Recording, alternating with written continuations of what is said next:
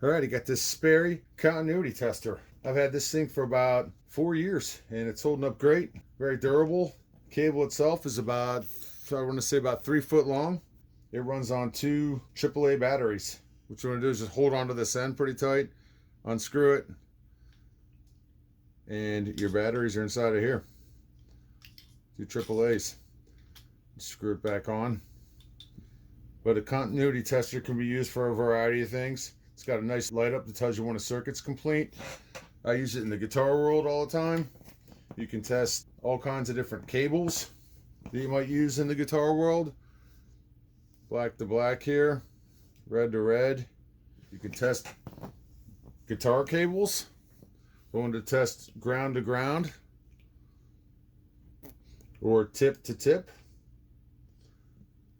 Light comes on to let you know that there's a completed circuit.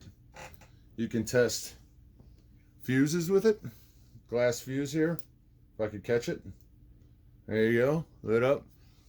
You can test various types of fuses right here. So it's a cool tool. It's one of those tools that if you're doing any type of electrical work, you should have in your kit for sure.